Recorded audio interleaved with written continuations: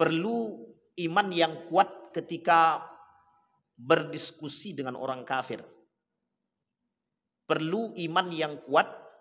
Jadi gini, ini cerita nyata dari Ustaz Adi Hidayat. Kata Ustaz Adi Hidayat, satu ketika ada seorang pemuda sekolah di tempat non muslim. Berjalan 1 bulan, 2 bulan, 3 bulan, dan dia berbaur dengan teman-teman muslim. Pada bulan yang terakhir, anaknya datang ke rumah orang tuanya cuma mau pamit. Pak, Bu, pamit, saya mau pindah agama. Coba bayangkan. Itu lingkungan tuh pengaruhnya besar, Pak. Pengaruh lingkungan tuh besar. Jadi pandai-pandai kalau dalam berbaur nih dan bergaul dan bermuamalah, pandai-pandai jaga iman. Kalau tidak goyang kita, Pak, akidah kita. Kalau tak kuat kita punya akidah, anak-anak kita goyang, Pak, goyang. Misionaris itu punya banyak cara untuk membuat orang-orang Islam ini keluar daripada Islam. Itu misionaris. Misionaris punya misi. Memang misinya itu. Bagaimana mengkafirkan kita, memurtadkan kita itu.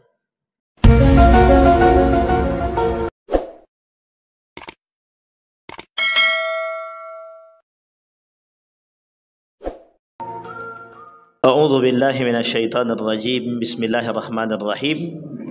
Assalamualaikum warahmatullahi wabarakatuh.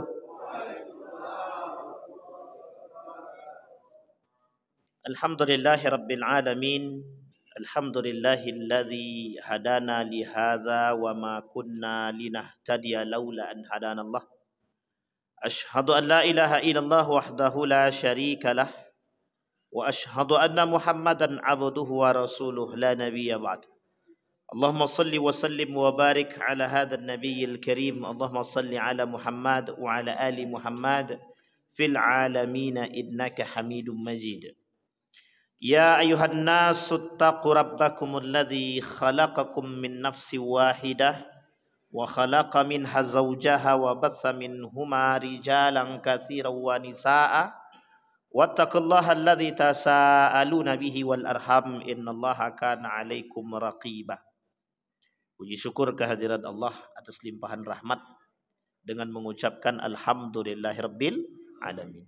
Berselawat kepada Nabi dengan mengucapkan Allahumma salli ala Muhammad wa ala ali Muhammad fil alamin innaka Hamidum Majid.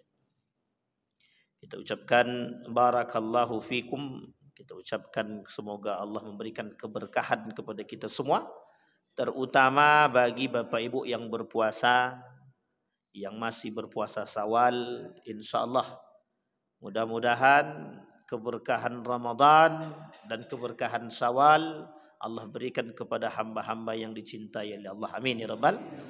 Insyaallah kita semua husnul khatimah. Amin ya rabbal alamin. Baik Bapak Ibu sekalian yang berbahagia, bagaimana kabar, sehat semua? Alhamdulillah. Masih pengen ketemu dengan Ramadan? Masya Allah. Ada hadis tapi dhaif, tapi sebagian ulama bilang hadis ini tidak dhaif. Ini tidak hadis gitu. Tapi sebagian lagi bilang hadis. Lau ya'lamu ummati ma fi Ramadan la takuna as-sanatu kulluha Ramadan. Kalau umatku tahu apa yang mereka dapatkan di dalam Ramadan, mereka akan berharap dalam doa mereka semua bulan itu Ramadan. Sebagian ulama bilang hadis ini dhaif, sebagian ulama bilang hadis ini palsu, dan sebagian yang lain mengatakan bahwa hadis ini mungkar, tertolak. Tapi apapun itu, baik dia mungkar, palsu dan lain sebagainya, setidaknya kita merasakan keberkahan puasa Ramadan. Masalahnya nanti apakah itu hadisnya itu tertolak dan lain sebagainya. Kita hanya melihat bahwa di dalam Ramadan itu betul-betul adanya keberkahan yang Allah tampakkan. Insya Allah mudah-mudahan dipertemukan kembali di tahun yang akan datang. Amin. Baik Bapak Ibu sekalian yang berbahagia, di malam hari ini saya ingin coba sedikit mengangkat beberapa poin dari Al-Quran. Kita akan coba bukan mengkuliti, mengambil satu kalimat di dalam Al-Quran yang kita akan lihat dari ayat-ayatnya itu dengan makna-makna yang berbeda. Oleh para ulama ini disebut dengan kajian lafzul Quran. Nah, Tapi malam hari ini kita tak sampai pada derajat itu sih, kita ingin petik saja kalimat-kalimat tersebut. Di dalam Al-Qur'an, itu ada kalimat tentang fitnah. Judulnya, nama kalimatnya fitnatun. Apa namanya Bapak Ibu? Fitnah. Jangan dipahami dulu fitnah itu seperti yang ada dalam benaknya Bapak Ibu. Nah, karena di dalam Al-Qur'an kalimat fitnah ini maknanya banyak. Nanti mana yang sesuai dengan kita? Kita lihat nanti. Allah berkata di dalam Al-Qur'an, wa qatiluhum hatta la takuna fitnah. Bunuhlah mereka. Jangan sampai mereka itu jadi fitnah. Makna fitnah di sini artinya berbeda dengan makna yang kita sebut. Di dalam ayat yang lain Allah bilang begini, kata Allah, falyahdharil ladzina yukhalifuna an amrih an tusibahum fitnatan, gitu. Dengan makna yang lain nanti kita rincikan. Dari sekian banyak ayat Al-Qur'an tentang fitnah, pertanyaannya apa yang disebut dengan fitnah? Allah baginda Nabi Muhammad SAW melafazkan satu doa yang sangat populer. Allahumma inni a'udzubika min azabi jahannam wa azabil qabr wa min fitnati al-mahya wa min fitnati al-mamat wa min fitnati masihid. Itu ada berapa banyak kalimatnya? Satu, azab jahannam. Ya Allah, jauhkan kami dari azab jahannam. Ini sering-sering minta Pak, kalau bisa setiap sholat itu. Jadi gini, di tahiyat terakhir itu sebelum salam itu doanya itu. Nah, itu doanya itu dalam hadis yang sahih itu doanya itu. Doanya itu adalah ya Allah, jauhkan kami dari azab jahannam, azab kubur, fitnatil mahya wal mamat wa fitnati masihid dajjal. Ada 5 di situ doanya. 1, dijauhkan dari azab jahannam. Itu Allah sebut di dalam Al-Qur'an surat Al-Furqan.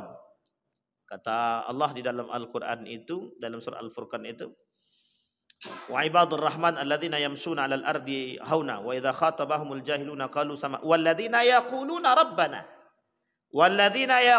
rabbana isrif 'anna 'adzaba jahannam inna 'adzabaha kana gharama, kata Allah. Kata Allah dalam Al-Qur'an, ya Allah, hai Muhammad, berdoalah kalian seperti ini. Ya Allah, jauhkan kami dari azabnya neraka jahanam. Sesungguhnya azab neraka jahanam itu pedihnya bukan main. Nah, itu dia.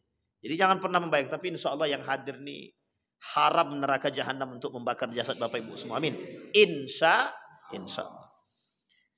Ini kelihatan wajah-wajahnya yang insya Allah matinya mati syahid. Dan masuk surga tanpa hisab. Nabi bilang dalam hadisnya begini. Ada 5 kemuliaan bagi orang yang menjaga salat 5 waktu. 5 kemuliaan. Kata Nabi, orang yang menjaga salatnya 5 waktu, man hafadha ala salawatil khamsa, yang menjaga salat 5 waktu, karramallahu bi khamsi karamat. Allah muliakan dia dengan 5 kemuliaan. Di antara 5 kemuliaan itu nomor kelima. Yang kelima itu kata Allah, masuk surga tanpa hisab. Alamak. Nah, itu mau ikut juga nanti insya Allah. Serius Bapak Ibu. Jadi banyak saksi-saksi Bapak Ibu nanti insya Allah. Lihat ke yang kiri kanan nih, besok manggil-manggil tuh. Aku tak lihat Bapak itu. Pak Jafar tak ada dalam surga. Di mana beliau? Ya Allah, kami bersaksi dia jamaah masjid kami. Datang Pak. Itulah enaknya berjamaah tuh Pak. Kenapa Nabi bilang itu di akhir zaman tuh, kata Nabi, berjamaah lah kalian, berjamaah. Karena nanti yang narik kawan-kawan kalian tuh ya kita, kata dia. Tidak bisa kita, tidak ada masuk surga sendiri-sendiri, tidak ada. Karena masuk surga itu nanti rame-rame. Kembali kepada poin kita tadi Pak. Doa yang pertama azab jahanam. Yang kedua azabul kubur. Ya Allah, jauhkan kami dari azab kubur. Orang yang suka melantunkan doa ini, insya Allah Allah jauhkan dari azab kubur. Yang ketiga fitnatul mahya. Ini yang mau kita bahas. Fitnatul mahya. Apa itu fitnatul mahya? Kita lihat. Di dalam Al-Quran setidaknya ada 5, bahkan ada 10, bahkan 11 makna fitnah di dalam Al-Quran. Kita tak bahas semua, yang bisa kita bahas saja. Di dalam Al-Quran ada 11 makna tentang fitnah. Yang pertama maknanya adalah asyirik. Wa qatiluhum hatta la takuna fitnatun. Bunuh orang-orang kafir itu, kalau enggak nanti kita yang ikut kafir, kata dia. Tapi ini tak berlaku sekarang. Tak berlaku sekarang. Oh ya, ada orang kafir samping rumah kami, Ustaz, berarti kami bunuh juga. Enggak. Itu jangan salah paham dulu. Kafir itu ada banyak macamnya. Ada kafir zimmi, ada kafir harbi, ada kafir yang boleh diperangi, ada kafir tak boleh diperangi. Nah, jadi kayak Nabi setelah melakukan penaklukan kota Makkah itu, Fathu Makkah, dalam perangnya itu, selesai Fathu Makkah itu, kunci Ka'bah diberikan oleh Nabi kepada orang Yahudi. Karena turun-temurun pemegang kunci Ka'bah itu orang Yahudi. Setelah orang Yahudi melakukan masalah, diusir sama Nabi dari dua tanah suci, Mekah dan Madinah, barulah kemudian kunci Ka'bah itu diberikan kepada orang Muslim dan turunan Quraisy. Jadi Nabi masih banyak percaya kepada orang-orang kafir itu, yang kafir zimmi, kafir masih dalam tanggungan. Tentu tidak boleh itu. Kata Nabi, yang menyakiti orang-orang kafir zimmi ini, dia telah menyakitiku, kata Nabi. Nah, jadi sama seperti orang-orang yang tidak punya masalah dengan kita orang kafir, baik dia. Jadi Bapak Ibu yang berkomunikasi dengan orang kafir, ya silahkan, tak ada masalah. Tapi kalau ada orang kafir yang bekerja sama dengan Amerika, terus Bapak Ibu kemudian ikut sama dia, itu masalah tuh. Kita tidak sampai ke situ, nanti goyang pula. Itu yang pertama, syirik. Kenapa harus kita bunuh orang kafir ketika itu? Perintahnya bunuh orang kafir, kalau tidak kalian yang akan dibunuh. Atau kalau tidak kalian akan menjadi kufur. Kenapa demikian? Karena kekuatan orang kafir Quraisy ketika itu tidak hanya kafir Quraisy, ada Yahudi, ada Nasrani. Yang kekuatan mereka ketika itu sangat perlu diperhitungkan dan dipertimbangkan, yang selalu melawan Islam ketika itu. Nabi hidup perlawanan keras. Di Mekah, di Madinah. Di Mekah Nabi sampai hijrah. Lawannya siapa? Kafir Quraisy. Bukan hanya kafir Quraisy, Yahudi, Nasrani, tapi yang paling kuat kafir Quraisy. Yahudi dan Nasrani tidak berkutik di situ. Meskipun Yahudi dan Nasrani ini adalah agama bagian mereka. Tapi sampai ke Madinah, hijrah Nabi Madinah. Di Madinah musuhnya banyak, tambah lagi. Tidak hanya kafir Quraisy, tambah Yahudi, tambah Nasrani, tambah orang munafik. Ini berat, banyak lawan Nabi di situ. Sehingga Nabi berhadapan dengan musuh-musuh semua. Sampai perintahnya begini, umirtu an uqatilan nasa hatta yashhadu, kata Nabi, aku disuruh bertahan. Tapi kalau mereka perang, aku perang. Kalau mereka perang aku dan aku tak perang, aku mati. Dalam bahasa kita nih mati konyol. Nih aku pasrah, bunuhlah aku nih. Itu mati konyol nama itu. Sama Pak dengan sekarang begitu. Kenapa kita harus melawan Zionis itu? Amerika itu kenapa? Ada alasan, ada. Mereka kalau kita tak lawan, kita dilawan. Sekarang tinggal pilih saja, Bapak mau tunggu kami pasrah dengan tekad kami, Pak Ustadz. Iya, Bapak dah tua. Yang muda-muda ini harusnya begitu. Mencuci otak anak-anak muda ini memang susah sekarang. Sudah terlalu menikmati dengan dunia mereka. Itu fitnah. Maka kalau kita tidak membunuh orang-orang kafir yang merusak kita, kita ikutan kafir, Pak. Contohnya apa? Orang-orang kafir yang merusak pola pikir kita, menyerang kita dengan pikiran kita. Itu kita harus lawan. Jadi tidak bisa. Bahasa lainnya begini.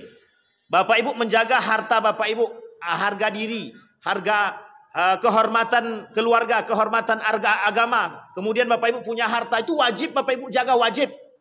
Kalau ada orang datang merampas harta Bapak Ibu lawan. Mati Bapak Ibu dalam melawan, mati syahid. Mati syahid. Tapi kalau orang yang mau maling merampok kita tadi, mati di tangan kita, kita tidak berdosa. Itu yang boleh dibunuh.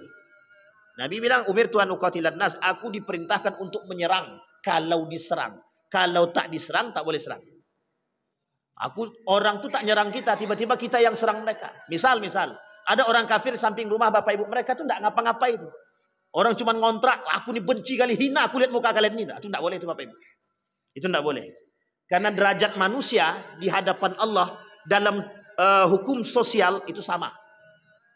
Bisa jadi orang yang kafir tadi masuk Islam, kita yang berubah jadi kafir. Sampai di sini paham ya? Sangat mungkin sekali. Itu yang pertama. Maka kata Allah, bunuh. Ulama Wahbah Zuhaili dalam kitabnya Tafsir Al-Munir mengatakan, kalimat yang dimaksud dengan fitnah di sini itu diartikan sebagai syirik ataupun kesyirikan, atau dimaknakan sebagai kufur pada makna yang kedua. Kalau kita tidak lakukan pembunuhan, kita yang kafir. Kemudian makna yang kedua, al-wajhul tsani, al-fitnatu ya'ni al-kufru. Sama dengan yang pertama tadi. Ibtigha al-fitnah, jauhi oleh kalian fitnah. Ittaqul fitnah, ittaqul fitnata. Jauhi oleh kalian, kata Allah, fitnah. Kalau tidak, dia akan masuk pada diri kalian. Kita ambil contoh. Ini mohon maaf. Perlu iman yang kuat ketika berdiskusi dengan orang kafir. Perlu iman yang kuat. Jadi gini, ini cerita nyata dari Ustaz Adi Hidayat. Kata Ustaz Adi Hidayat, satu ketika ada seorang pemuda sekolah di tempat non muslim. Berjalan 1 bulan, 2 bulan, 3 bulan, dan dia berbaur dengan teman-teman muslim. Pada bulan yang terakhir, anaknya datang ke rumah orang tuanya cuma mau pamit. Pak, Bu, pamit. Saya mau pindah agama, katanya. Coba bayangkan.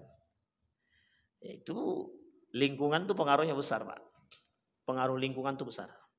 Jadi pandai-pandai kalau dalam berbaur nih dan bergaul dan bermuamalah, pandai-pandai jaga iman. Kalau enggak goyang kita, Pak, akidah kita. Kalau tak kuat kita punya akidah, anak-anak kita goyang, Pak, goyang. Misionaris itu punya banyak cara untuk membuat orang-orang Islam ini keluar daripada Islam. Itu misionaris. Misionaris punya misi. Memang misinya itu. Bagaimana mengkafirkan kita. Memurtadkan kita itu. Sehingga terselamatkanlah. Nah, saya tak mau bahas itu, tapi terlalu panjang nanti. Baik, al-wajhul tsalis, yang ketiga. Nah, ini poin pentingnya. Makna yang ketiga, arti fitnah di dalam Al-Quran yang ketiga itu adalah bala'ud.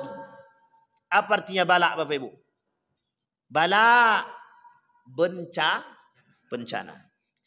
Arti bala, bencana ini ada 2 makna yang tersembunyi. Makna yang pertama, ketika kita berhadapan dalam keadaan hidup kita saat ini yang disebut oleh Nabi dalam doa itu fitnatul mahya itu ini. Fitnatul mahya, fitnahnya kehidupan. Apa fitnah kehidupan itu? Manusia berseliweran, Pak, hidup semua. Banyak fitnah kehidupan tuh, banyak, Pak. Anak, istri, harta, semua tuh fitnah. Fitnah bagi kita, sangat fitnah.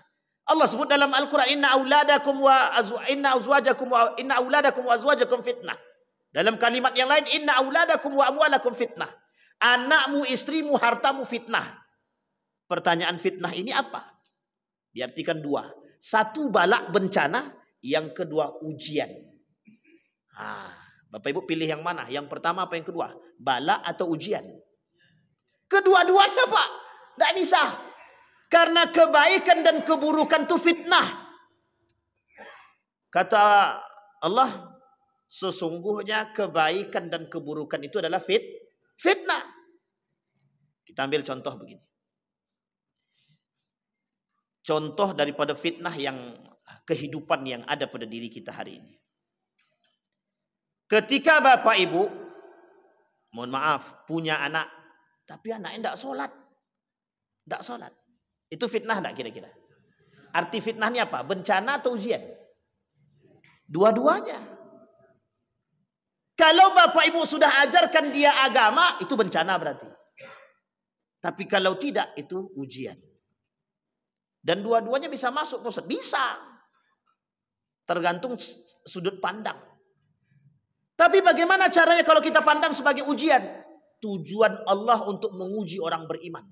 Ahasiban nas, kata Allah. Apakah kalian mengira kalian tidak akan diuji? Tidak mungkin. Orang beriman pasti akan diuji. Makanya kalau kita punya masalah, baik anak, istri. Istri aku nih, Pak Ustaz, sama sekali sukanya membantah kalimat aku, gitu deh. Begitu juga sebaliknya. Ustaz, kata istrinya, suami aku nih malas sekali kerja, Ustaz. Itu kan ujian semua itu, Pak. Istrinya baik, sering ke masjid, suami tidak pernah ke masjid. Atau sebaliknya, suaminya rajin ke masjid, istrinya tak pakai kerudung. Tapi ada yang unik. Istrinya rajin ke masjid, suaminya rajin ke masjid, tidak punya anak. Tapi ada sebaliknya, Pak, punya anak soleh, rajin ke masjid, bapak ibunya nggak ke masjid. Bapak ibunya ke masjid, anaknya nggak ke masjid. Tapi ada yang lain, ada bapak ibunya ke masjid, suaminya ke masjid, istrinya ke masjid, anaknya soleh. Tahu-tahu suaminya nikah lagi. Ujian juga. Fitnah juga ya kan Bu? Kata ibu belakang, iya kata. Sunnah kata. Oh itu nanti tidak ujian tuh kata beliau. Ayo itu pandai-pandai lah mana itu. Mau yang sanggup ya silahkan, yang tidak sanggup jangan coba-coba berkomentar. Itu yang kita takutkan itu sebenarnya. Tapi Bapak Ibu, ini semua kehidupan begitu. Kata Allah di dalam Al-Quran, tergantung pola pikir atau cara pandang orang beriman. Kalau dia orang beriman, rajin sholatnya, suami istrinya rajin, tapi kok dapat anak yang tidak benar. Lihat, itu ujianmu. Bagaimana cara Anda membuat dia beriman? Tapi mohon maaf, ada orang tua, dia rajin sholatnya, rajin ibadahnya, kedua-duanya. Tapi anaknya tidak pernah ditegur. Itu bala, bencana. Kenapa? Karena sholatnya, karena kesolehannya tidak mampu menggiring dia masuk ke dalam surga dia. Kenapa tak mampu? Pertanggungjawabannya, bapak, ibu, jangan sok-sok mau masuk surga. Kalian belum pernah menasehatiku ketika aku meninggal sholat. Ketika aku meninggalkan sholat. Berat apa tak berat? Nah, jadi bapak ibu jangan takut sama anak. Suami-suami jangan takut sama istri. Istriku yang tersayang, sholatlah. Jangan ngatur-ngatur bang. Ayolah, pandai-pandailah. Itu suami takut istri. Kalau istri takut suami itu wajar. Tapi kalau suami takut istri, wajar apa tidak? Salah sebenarnya, bukan begitu. Saling menghormati. Agak cari aman sedikit Pak. Takut ini nanti video ini beredar, bahaya juga. Tidak ada bercanda aja Bapak Ibu. Itu yang ketiga. Kata Nabi, kata Allah dalam Al-Quran, makna fitnah yang ketiga dalam Al-Quran adalah ujian.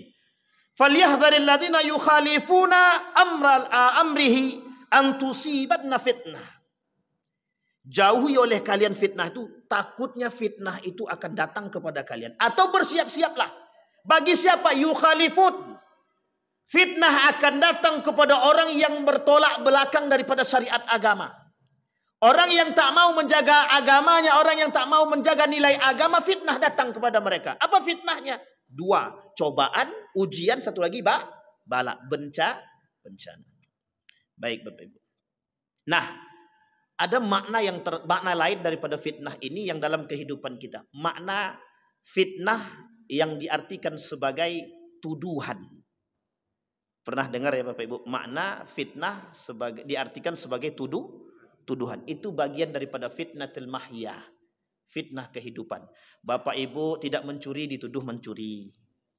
Ada orang tidak korupsi dituduh? Bukan dituduh, memang dipaksakan. Anda kalau kenapa Pak? Oh target. Bapak lebih paham. Saya nak kasih kata itu agak terlalu vulgar, betul kan? Jadi memang ada, tapi bayangkan apa kata Nabi dalam hadisnya gini. Man kanat lahu mazlamatun li akhi, man kanat indahu mazlamatun li akhihi falyatahallalhu minhu qabla an yakuna dinar wala dirham. Apa kata Nabi dalam Al-Quran? Hei orang-orang yang punya kezaliman melalui fitnah lisan yang mereka gunakan kepada saudara mereka, falyatahallalhu minhu. Ini salah satu dalil daripada halal bihalal. Tahu Bapak Ibu halal bihalal? Sudah selesai? Masih ada. Sawal bisawal. Halal bihalal. Kenapa tak haram biharam aja gitu? Nah, ini halal bihalal. Ini Pak, kalimat halal bihalal ini oleh Buya Hamka, itu cara menerjemahkannya sangat unik. Tidak ada manusia yang tak berdosa terhadap saudaranya. Datang kalian minta halalkan. Ternyata Nabi katakan, yang punya dosa sama saudara, jangan pernah kalian berharap masuk surga sebelum minta dihalalkan. Maksudnya bukan minta dinikahkan Pak ya, minta dihalalkan di sini. Ridwan, kemarin aku pernah menyakiti hatimu, memfitnah dirimu. Tolong kau halalkan atau maafkan aku. Itu kalimatnya Pak. Makanya tradisi maaf-maafan itu bukan tradisi sembarangan. Bisa jadi kita tidak sempat ke rumah dia. Bisa jadi kita lupa WA dia. Ketika ketemu dibuat satu kegiatan. Ini hanya momentum saja Pak. Momentum. Ini tidak ada masalah. Tapi kalimat itu yang dipentingkan oleh Nabi bukan kalimat itunya. Faliyatahallalhu minhu. Tujuannya apa? Kelak orang yang sudah meminta kehalalan daripada saudara dia terhalang masuk neraka dan terhalang dari kondisi kebangkrutan kelak di akhir zaman, di hari kiamat. Coba bayangkan. Makanya Bapak Ibu, orang yang suka menyakiti hati orang itu orang bangkrut namanya. Kenapa bangkrut? Semua kebaikan dia diberikan kepada orang yang dizolimi. Dan kalau habis kebaikan dia, ukhidat min sayyiatihi faturihat ilaihi faturiha ilal jannah. Ilan nar. Kalau habis kebaikan dia, diambil keburukan orang yang kita zolimi, yang kita fitnah, diambil, setelah diambil, diberikan kepada orang yang kita zolimi. Kemudian kita dimasukkan ke dalam neraka. Jadi bangkrut, tak ada lagi. Apa mau bertanggung jawab? Itu kalau 1 orang, Pak. Kalau 10 orang. Sekarang pertanyaannya, mohon maaf, jangan ada yang tersinggung. Jangan tersinggung. Yang pernah memangku jabatan. Berapa banyak yang telah kalian sakiti? Itu kalau bahasanya beliau. Kata Buya Hamka, kalian yang telah pernah menyakiti. Kata guru saya begitu. Tolong datang kepada mereka, minta kehalalan kepada mereka. Jadi jangan dikira maaf dari saudara itu tidak penting, Pak.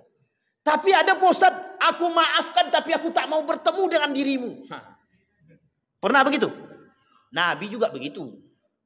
Bedanya itu Nabi, Bapak tidak Nabi loh. Wahsy, tahu Wahsy? Wahsy itu Bapak Ibu. Ini peci turun-turun terus. Wahsy itu pembunuh paman Nabi. Nabi tak mau ketemu sama dia. Sampai meninggal Wahsy tidak ketemu. Tapi Nabi memaafkan dia. Uniknya, ini jangan dijadikan alasan. Jangan dijadikan alasan. Kenapa jangan dijadikan alasan? Ini yang dibunuhnya paman Nabi. Kalau dia bunuh orang tua kami, bagaimana Ustaz? Aku bisa maafkan dia Ustaz, tapi aku tak mau bertemu dengan dia. Kalau kita tak mau ketemu dengan dia karena masih ada unsur kebencian, maka hati-hatilah dengan kebencian itu. Tapi kalau kita tak mau bertemu dia karena belum sanggup untuk ketemu, itu diperbolehkan. Tidak ada masalah. Hanya saja jangan lama-lama. Karena apa? Tidak ada manusia yang tidak bersalah. Nabi kenapa tidak ketemu dengan Wahsy? Karena jarak umur Nabi dengan Wahsy masuk Islam itu tidak panjang. Tidak lama. Sehingga memang Wahsy pernah sekali, Wahsy sendiri pun tidak sanggup ketemu dengan Nabi. Malu. Kenapa? Yang dibunuh pamannya, Pak. Nah, sampai di sini paham ya Bapak Ibu ya. Tapi bukan berarti dijadikan dalil. Kata guru saya, bagaimana ikhlas turidu? Kata guru saya gini, ketika ditanya, Ustaz, bagaimana ikhlas itu? Kata beliau, ikhlas itu seperti ini. Ada kertas kosong, kemudian Anda tulis, Anda coret-coret, Anda hapus pakai tip X, kemudian Anda lihat masih ada bekas, itu tidak ikhlas. Ikhlas itu kalau sudah ada coretan, kemudian sulit untuk menghilangkan bekas, robek kertas tadi, ganti dengan kertas yang baru. Itu yang disebut dengan bening, tuh, Pak. Tapi saya kira di antara sekian banyak manusia satu, Pak. Saya pernah temukan itu di Yogyakarta. Satu ketika Bapak atu-atu lah dia nih. Setiap keluar masjid, dia punya kebiasaan. Kebiasaannya selalu memberi makan, jadi memberikan permen kepada anak-anak yang ada datang ke masjid, keluar anak-anak yang main tadi dikasih permen. Setiap hari begitu. Satu ketika ditabrak mobil. Mungkin tak terlalu kencang tabrakannya, Pak. Bangun dari tabrakan tersebut, dia langsung berdiri, dia cari orang yang nabrak tadi. Apa dia kata? Kalau bahasa gini, Entan, bagaimana kabar Muntan gitu. Maksudnya gimana kabarnya? Aman atau tak aman? Dia yang ditabrak, dia yang nanya kondisi orang. Kalau sekarang ada enggak manusia begitu? Paham maksud saya kan Bapak Ibu ya? Kalau ada orang begitu, itu perlu kita datang itu, Pak. Ilmu apa yang dituntutnya itu? Saking tingginya. Maka kata guru kami itu, belajar syariat itu tidak akan, orang yang belajar fikih, belajar syariat itu tidak akan melembutkan hati. Sulit untuk melembutkan hati. Maka butuh namanya tazkiyatun nufus, dari ilmu tasawuf kesufian itu untuk bisa melembutkan hati, namanya ilmu hati namanya. Berat, Pak, kalau orang dah tahu hukum, wah itu, apalagi kalau orang tahu dia di mana celah, makin jadi itu, Pak. Makin dibuatnya celah tuh. Nah, ini susahnya melembutkan hati. Maka kata orang berilmu, kata orang alim, kata orang pintar itu begini, kata orang alim itu, Seorang hakim pernah berkata begini, hakim di sini disebut dengan seorang orang alim. Apa kata beliau? Hati itu adalah musuh terberat bagi setiap orang. Kalau dia tidak bisa menundukkan hati dia. Karena ketika hati itu berada di atas, itu aman dia. Tapi kalau yang di atas itu nafsu dia, habis dia, Pak. Habis. Oke, perlu belajar tasawuf itu dari sampai kapanpun belajar ilmu tasawuf. Apalagi di akhir zaman, Pak. Di akhir zaman ilmu tasawuf itu penting. Sangat penting sekali untuk menundukkan itu. Tapi nanti banyak yang tak mau jihad, Pak Ustaz. Nah, itu masalah juga tuh. Jadi harus imbang. Ilmu jihad, ilmu tasawuf harus imbang. Kenapa begitu? Hati yang suci dan bersih itu juga bisa dijadikan satu senjata untuk menjadi seorang ahli mujahidin. Nah, ini penting Bapak Ibu. Baik, itu yang ketiga.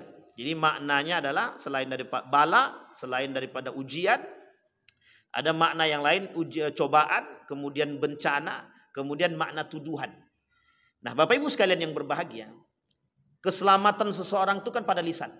Saya ingin sampaikan poin ini Bapak Ibu. Hari ini fitnah terberat kita itu adalah lisan. Fitnah terberat kita adalah lisan. Saya tidak tahu Bapak Ibu bagaimana kondisi Bapak Ibu semua ini. Apakah kuat dengan keimanan bertahan dengan lisan dia atau tidak, kita tidak tahu. Ada orang yang dengan lisan dia bisa memfitnah siapapun dan menuduh siapapun tanpa ada sebab. Maka tidak salah Bapak Ibu ketika ada orang yang ibadahnya rajin tapi lisannya tak terjaga. Itu ada. Ada Bu. Kok ibu-ibu yang kuat bilang ada? Ini pengalaman. Dan tidak pengamalan. Nauzubillahimin. Ada. Tapi Bapak Ibu tuh skalanya kecil saja. Skala kecil. Skala kecil tapi dampaknya besar. Tapi perhatikan sekarang. Bagaimana kalau media-media yang di depan ini pandai memanipulasi?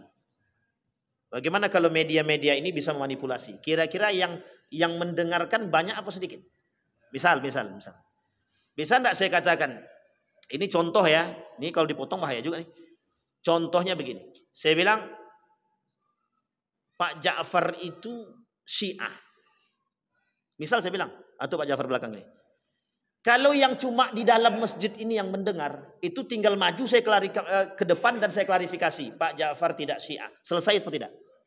Sekarang pertanyaan bagaimana klarifikasi dengan begini. Yang nonton misal 2000. Ya kalau orangnya yang nonton besok sama. Kalau orangnya nonton beda. Coba bayangkan. Fitnah berat hari ini itu Pak. Jadi cara meruntuhkan umat Islam itu lewat ini yang paling berat sekarang. Makanya disebut dengan media-media hari ini kalau yang tidak sejalan dengan agama media dajjal namanya. Dan tujuan guna media untuk memfitnah orang. Ada salah satu video channel itu yang kerjaannya tukang fitnah aja. Dia adu dombanya antara satu ustadz dengan ustadz yang lain. Nah, itu ada. Memang kerjaan begitu. Cari piti. Nah, jadi Bapak Ibu sekarang ini TikTok, Instagram, Facebook, YouTube. Itu kalau tidak digunakan pada jalan yang benar. Kelak besok menjadi pertanggungjawaban di akhirat yang paling berat. Si Fulan bin Fulan. Anda yang punya channel YouTube ini? Iya. Tapi kok channel YouTube Anda tukang adu domba? Memang itu kerjaannya. Apa tujuannya? Cari piti gitu. Dikasih Allah Pak duit itu dikasih. Dikasih. Hari ini Bapak Ibu buat channel YouTube atau apapun akunnya, Instagram kah, TikTok kah, Facebook kah, tapi tujuannya memfitnah orang paling cepat. Apalagi yang Anda fitnah itu orang-orang mohon maaf seperti Ustadz Abdul Somad, Ustadz Adi Hidayat, Habib Rizik dan AA Gim. Buat aja di situ berita-berita yang agak fenomenal gitu, itu langsung naik itu Pak. Besoknya akun Bapak yang baru itu bisa langsung 500 itu. Itu kalau udah 1000 bisa menghasilkan duit itu. Betul apa? Nah, ini tanya sama mereka-mereka yang punya channel. Kalau sudah ada, memang itu tujuannya Pak. Kalau kita tak pandai menggunakan, jadi fitnah tuduhan terbesar hari ini menggunakan media lebih cepat. Itu sekarang. Bayangkan ketika dahulu keberhasilan Amerika memanipulasi dunia dengan media cetak. Coba. Itulah yang dilakukan oleh Yahudi hari ini. Dan Israel untuk memanipulasi dunia. Coba bayangkan. Sudah tertipu belum kita nih? Sudah. Kita nih manusia yang tertipu Siapa yang menipu kita? Israel dan Yahudi. Dari mana sekian banyak, Pak? Baik filmnya, pendidikannya, makanannya, kesehatannya, semuanya, Pak. Kita ditipu. Media. Waktu itu belum seperti ini medianya, Pak. Media cetak. Orang tua kita beramai-ramai baca berita, Pak, koran yang tertempel. Oh, dalam berita ini begini-begini. Buya Hamka ini ternyata suka mengkritik pemerintah. Bagus, jebloskan dalam penjara. Dia tak tahu kebenarannya, Pak. Lewat media. Sekarang saya tanya, sebagian besar mata orang melihat Buya Hamka salah atau betul? Ada enggak yang pandang Buya Hamka salah? Ada enggak yang pandang Buya Hamka benar? Coba bayangkan. Hanya karena media. Apa pernah Bapak Ibu lihat Buya Hamka masuk penjara? Kan tidak. Tapi bagaimana berita yang tersebar? Begitu, iya, sama. Kartosuwiryo. Kita tahu bahwa Kartosuwiryo itu pendiri DII. Daulah Islam Indonesia. Atau bahasa lainnya Negara Islam Indonesia lah. Tapi pernahkah kita tahu siapa Kartosuwiryo itu? Harus, Pak. Begitulah. Maka yang berkata Nabi dalam hadisnya itu, di akhir zaman itu berilmu itu tidak penting. Yang paling baik di akhir zaman itu mengamalkan. Karena yang paling berat itu mengamalkan ilmu. Kenapa begitu? Orang berilmu banyak, yang mengamalkan sedikit. Kalau dulu, zaman dulu, itu yang dipentingkan apa? Amal apa ilmu? Ilmu. Kenapa orang berilmu sedikit? Kalau sekarang orang berilmu banyak, yang mengamalkannya sedikit. Sekarang saya tanya Bapak Ibu, sederhana saja. Berapa banyak masjid di Pekanbaru? Dan berapa banyak kajian di Pekanbaru? Per hari, bukan per minggu, per hari. Berapa banyak masjid yang mengadakan? Pertanyaannya, sekian banyak prosentase, kita anggap 1000 prosentasenya. Berapa banyak yang kembali kepada jalan yang betul, dan berapa banyak yang tidak kembali. Dan berapa banyak yang stagnan, dan berapa banyak yang tidak mengerti dan yang paham. Itu poinnya, Pak. Jadi, kuncinya di situ. Itu fitnah, Ustaz. Itu fitnah kita memang hari ini begitu. Makanya sekarang pandai-pandai. Pandai-pandai kita melawan. Jadi fitnah-fitnah tuduhan itu jangan didiamkan, Pak. Dilawan. Tapi kami tak bisa melawan, Pak Ustaz. Cari tahu kebenarannya. Dari siapa? Tanya kepada orang yang kredibel. Misal, betul enggak Muhammad Hussein Gaza itu Syiah? Misal. Ini kan tuduhan terbaru nih yang lagi viral. Dituduh bahwa Muhammad Hussein Gaza yang ikut menyuarakan tentang Gaza itu dituduh Syiah. Sekarang pertanyaannya, yang tidak kenal, oke, dia tak bisa bersuara. Tapi bagi yang kenal, jangan diam. Saya lihat kemarin muncul satu video dan Facebook kawan saya yang kenal dekat betul dengan Muhammad Hussein Gaza, dia sampaikan, saya bersaksi kepada Allah bahwa dia bukan Syiah. Nah, itu bagus, Pak, begitu. Itu yang penting, Pak. Tapi yang salah itu adalah orang yang tahu tapi dia diam aja. Ada orang yang tahu diam karena takut, ada orang yang tahu diam karena cari aman. Itu paling banyak. Yang nomor 2 itu. Ada orang yang mengerti, tahu dia, tapi dia lawan. Mana yang paling baik? Yang paling baik. Ya Bapak Ibu yang jawab. Kalau saya jawabnya nomor 1, Pak. Karena kebatilan harus dilawan. Kebatilan harus, kemungkaran harus. Sekarang saya tanya Bapak Ibu, semangat tak? Siap tak melawan kebatilan kemungkaran? Harus siap. Tapi kami dah tua-tua, Ustaz, lantaklah mengharapkan yang muda susah, sekarang yang tua-tua aja lah. Jadi kalau kami mati duluan bagaimana, Ustaz? Aman. Selamat daripada fitnah. Tapi kalau kami mati terakhir, ada pertanggungjawaban. Insya Allah. Baik. Itu yang keberapa tadi? 1, 2, 3. Sekarang makna yang keempat. Fitnah, makna yang keempat, al-azab fit dunia. Mendapatkan azab di dunia. Apa kata Allah? Fa idza udhiya fillahi ja'ala fitnatan nas. Kemudian Allah jadikan ketika ada orang-orang yang melakukan kemungkaran secara sosial, maka mereka bisa mendapatkan azab di dunia. Azab di dunia. Jadi Bapak Ibu, ada dosa yang memang ada azab yang memang Allah balas di dunia. Tahu Bapak Ibu apa itu salah satu dosanya? Salah satu dosa yang azabnya Allah segerakan di dunia, orang yang durhaka sama orang tua. Yang pertama. Yang kedua, orang yang main riba. Yang ketiga, pencuri. Itu Allah segerakan hukumannya di dunia. Allah segerakan, azabnya Allah segerakan di dunia. Orang yang mencuri hak orang lain tidak akan pernah mengalami keberkahan dan akan Allah kembalikan dengan model yang sama. Dia ngambil harta orang orang akan rampas harta dia. Coba bayangkan. Termasuk orang tua yang terzolimi oleh anaknya. Allah ganjar langsung di dunia. Anak yang durhaka sama orang tuanya Allah ganjar di dunia. Orang yang melakukan riba Allah ganjar di dunia. Bukan hanya di dunia, tapi di akhirat juga Allah tambah. Dua-duanya dapat. Tapi kan orang tidak takut. Tidak takut. Di dunia dia dapat tetap tidak takut juga. Di akhirat makin tidak takut juga. Allah itu kan belum terjadi, Ustaz. Itulah masalahnya manusia sekarang. Karena belum terjadi makanya dia Allah paling surga dan neraka tak ada atau tidak. Ada buku judulnya fenomenal. Judul buku itu ternyata surga dan neraka tidak pernah ada, kata dia. Tapi jangan dibaca, jangan dicari. Cukup saya aja yang baca. Karena takutnya terpengaruh Bapak Ibu. Oh ternyata surga dan neraka tidak ada. Berarti kami ini tidak ada gunanya ibadah, kata dia. Jadi ateis sudah. Nah, namanya penulis buku itu namanya Wawan Setia. Ternyata surga dan neraka tiada. Dulu pernah juga ditulis oleh Mustafa, seorang ahli teknik dulu, sarjana teknik, kembali ke Agus Mustafa, kembali ikut kemudian bertasawuf, tasawufnya mungkin tak cukup modern, menuliskan buku salah satunya itu. Ternyata Adam dilahirkan, kata dia.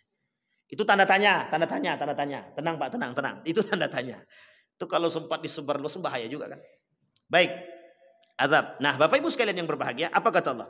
Tsumma inna rabbaka lilladzina hajaru min ba'di ma fatanu. Kata Allah di dalam Al-Quran, tsumma inna rabbaka, sesungguhnya Tuhanmu lilladzina hajaru, bagi orang-orang yang berhijrah daripada ketidakbenaran menjadi yang benar. Maka kelak akan menjadi fitnah bagi mereka. Apa fitnah bagi mereka?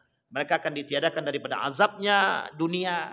Jadi gini Bapak Ibu, kebaikan itu fitnah, keburukan itu fitnah. Jadi orang yang berhijrah dari keburukan menuju kebaikan itu juga fitnah. Apa fitnah? Fitnah menuju kebaikan. Kebaikan itu sendiri bisa jadi fitnah bagi diri dia.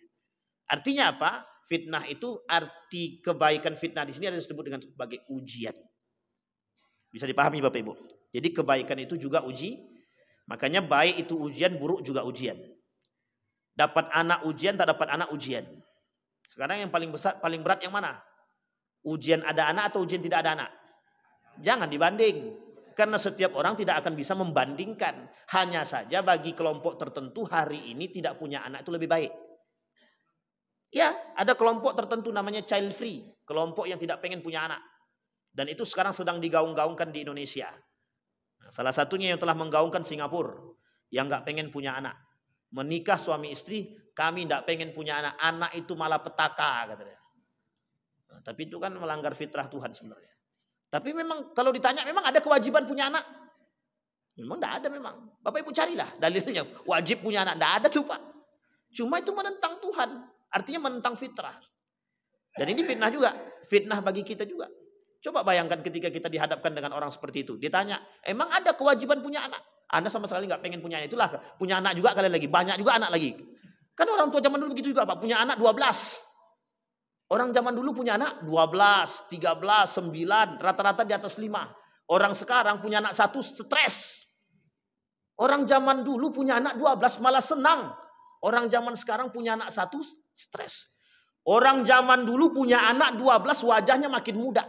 Orang zaman sekarang punya anak 1 sudah kayak punya anak 20. Nah, coba bayangkan tuh. Jadi lebih berat fitnah sekarang daripada fitnah dahulu Pak. Ditambah mungkin dampak pada makanan dan lain sebagainya. Kenapa begitu? Pengaruh Pak. Pengaruh pikiran. Orang zaman dulu menganggap anak itu rezeki. Orang zaman dulu menganggap anak itu keberkahan. Orang zaman sekarang anak itu malah petaka, menjadi beban, menambah menguras rezeki dan lain sebagainya. Siapa yang mengatakan begitu kepada kita? Kaum liberal Pak. Dari program apa? 2 saja cukup. KB. Saya tak salahkan KB. Tapi kalau KB itu mengatakan lebih baik daripada punya anak yang lain, itu salah. Ini yang membuat kita hari ini begitu. Tahu Bapak Ibu kenapa Israel, Yahudi pengen menghancurkan umat manusia? Karena pada akhirnya nanti manusia itu ingin mereka kecilkan. Yang banyak jadi sedikit. Nah, itu tugas Yahudi sekarang. Jadi kerjaan Yahudi sekarang itu cuma dua. Memiskinkan dan membuat jumlah manusia semakin sedikit. Bukan semakin banyak. Nah, itu yang kita lawan sekarang. Jadi kita ini sekarang sedang serius, Ustaz. Serius betul. Jangan dianggap main-main. Jangan dianggap main-main.